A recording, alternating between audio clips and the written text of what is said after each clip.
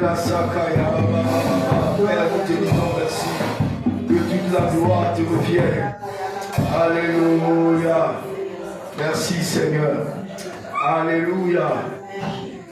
Ok, nous allons juste partager. Je vais juste donner la portée de ce jour qui est l'horloge céleste. Alléluia. Hier, on a parlé du fardeau. Amen. Amen. Et aujourd'hui, on va parler de... Nous sommes au 4e jour. On parle de l'horloge céleste.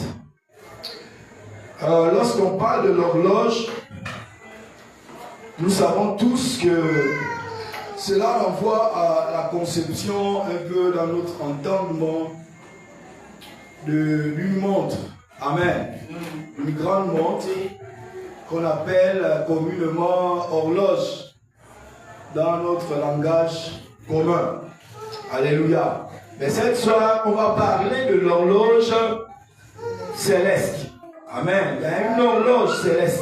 Au-delà, les hommes, tout ce que les hommes font, ça ne leur tombe pas comme cela. Non, ça vient, ils disent cela du monde spirituel. Après, on matérialise cela. Alléluia. Amen. Donc, en matérialisant ce qu'on appelle l'horloge, quelqu'un a eu une inspiration. Or, l'inspiration, c'est le monde de l'invisible. Il a dû être inspiré du monde invisible pour après matérialiser ce qu'on appelle l'horloge et qui rythme, qui marque le temps.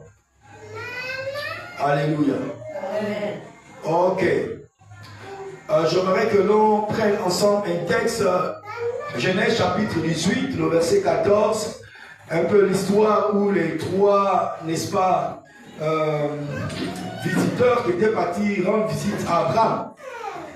Juste le verset, une partie du verset 14, il a dit ceci, l'ange de l'Éternel répondra à Sarah que n'y a-t-il rien qui soit étonnant de la part de l'Éternel. Amen, amen. Amen. N'y a-t-il rien d'étonnant qui soit de la part de l'Éternel? Donc, frères et sœurs, au temps fixé, il dit ceci, je reviendrai vers toi. Au temps fixé. Amen. Or, le temps nous renvoie à l'horloge. Voici pourquoi, lorsque Dieu te donne une prophétie, une parole, il y a un temps fixé par rapport à cette prophétie. Or, dans le cas d'Abraham, nous nous rendons compte que depuis Genèse chapitre 13, Dieu a commencé à parler à Abraham que tu auras une descendance. Ta descendance sera nombreuse. Il a encore, Genèse chapitre, je crois 15, il a encore parlé. 17, il a encore parlé. Et là maintenant, 18, il vient visiter encore Abraham. Ça veut dire que dans Genèse chapitre, que ce soit chapitre 13, que ce soit chapitre 15, 17, ce n'était pas encore le temps de Dieu. Amen, amen. Ce n'était pas encore le temps de Dieu.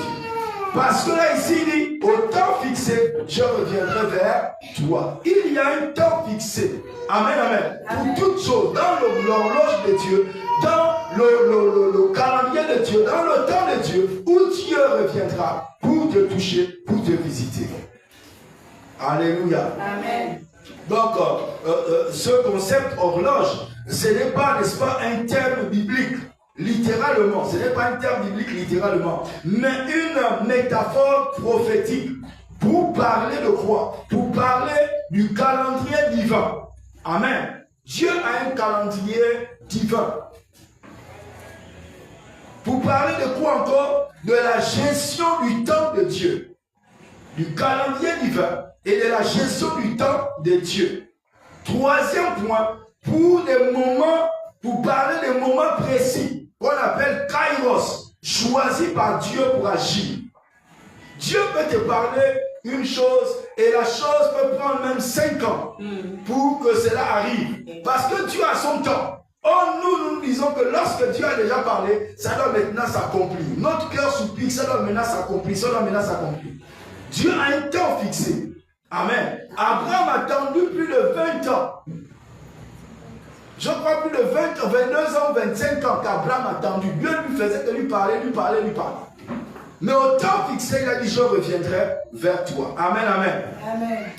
Donc nous devons comprendre que ce temps où l'horloge de Dieu implique que Dieu programme, organise ou orchestre et manifeste les événements dans les temps parfaits selon, n'est-ce pas, son agenda céleste et non celui des hommes. Dieu a un agenda céleste. Est-ce que vous comprenez? Les événements qui ont touché la nation gabonaise, Dieu a commencé à parler depuis des années.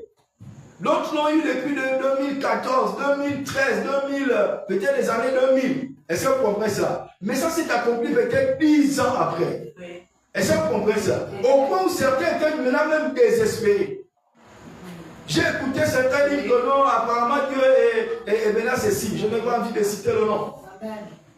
Alors que ce n'était pas encore le temps de Dieu. Dieu a son temps, Dieu a son calendrier qui n'est pas toujours le calendrier des hommes. Alléluia. Amen. Amen, amen. Amen. Donc on va un peu rentrer dans les définitions. On prend toujours ce temps pour faire asseoir certaines choses en nous. Amen, amen. On va prendre un peu la définition.